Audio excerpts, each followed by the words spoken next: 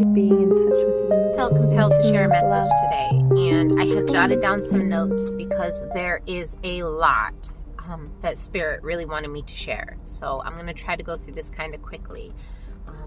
So the topic for today is spiritual warfare, and I felt like this is something that we can all relate to, you know? So what is spiritual warfare? This is an attack by an invisible enemy. It's getting kicked when you're already down. It is your air conditioner breaking when you don't even have money for food. It is your car breaking down on your way to the job that you need because your rent is past due.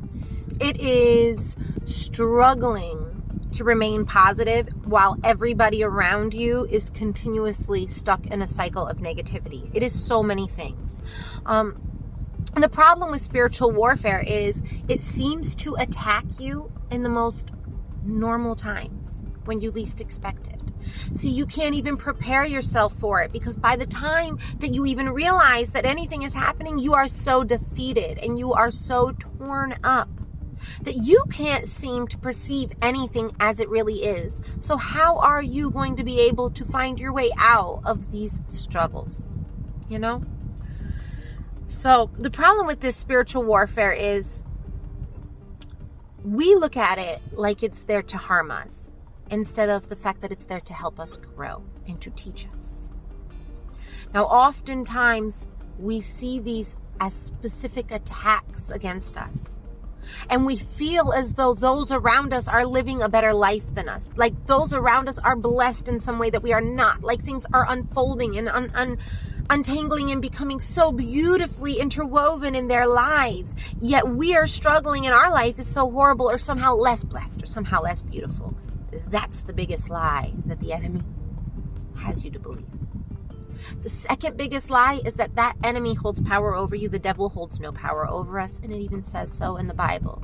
But that's a story for a completely different day. And once you realize that he doesn't hold that power over you, you become so much more powerful in your purpose and position.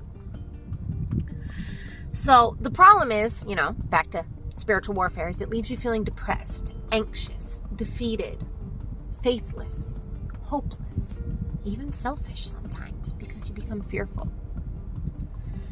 And deliverance, let me tell you something. Deliverance will bring rest. Deliverance brings us rest.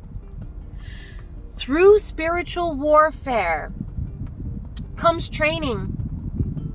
It comes training and lessons and experience and experiences. And it teaches us the very endurance that we need to have in order to reach our greatest potential, our full potential, our purpose. Okay? So there's beauty in the struggling. There is purpose and promise in the pain that comes.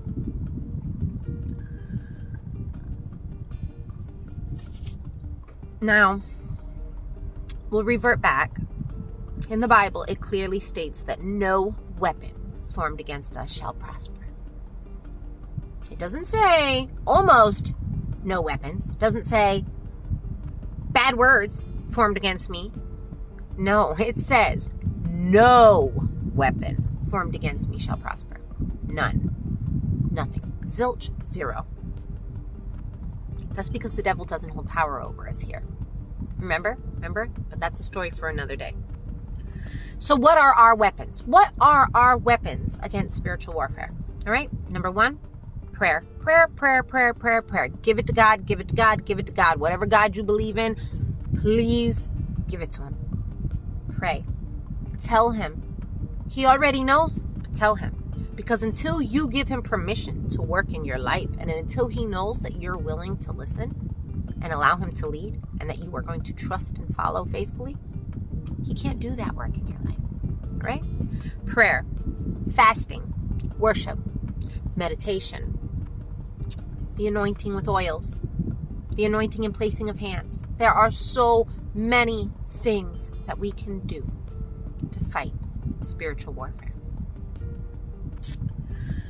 In Ephesians, it says the sword of the Spirit, constant prayer, All of these things form the armor of God. Okay? Do you understand? So all of these things form the armor of God. They protect you. You are protected. That's all you need to know. No matter what you're experiencing, what you're going through, just know that you are protected. Pray, worship, trust.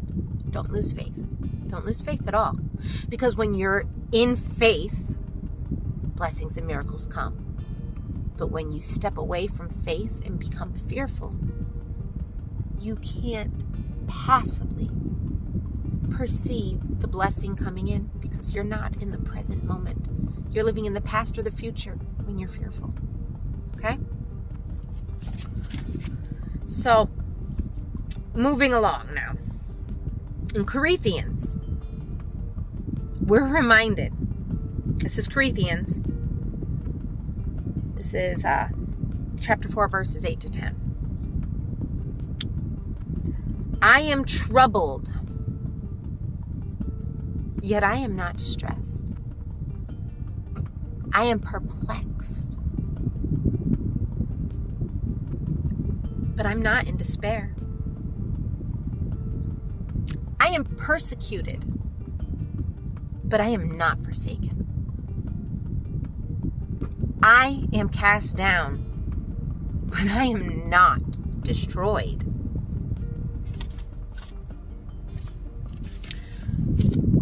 Now, what this means is, despite temporary setbacks and drawbacks, everything is still working in your favor. Despite falling, you're going to get back up.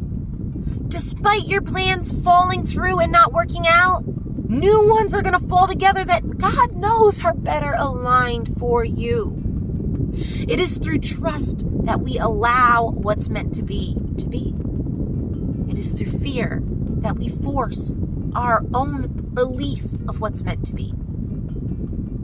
And often we're not happy. We're not happy. We get exactly what we wanted, and we are not happy because it's not meant for us. And if it was, we wouldn't have to force it.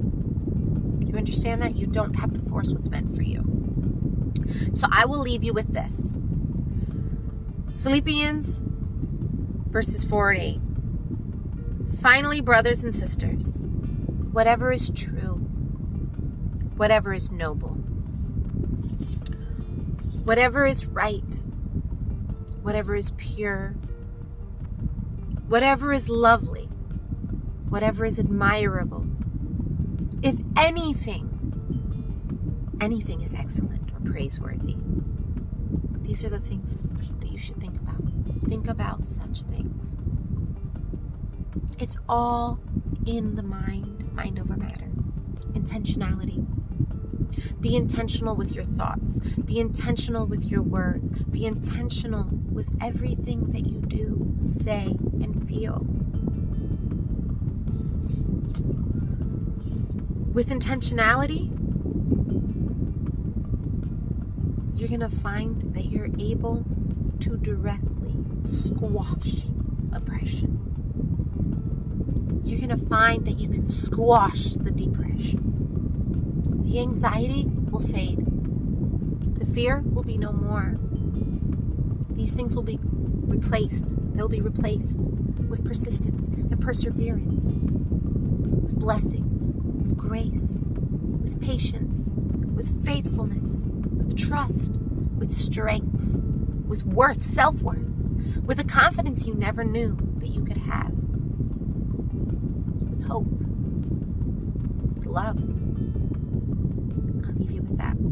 I hope you all have a blessed day. Share this video.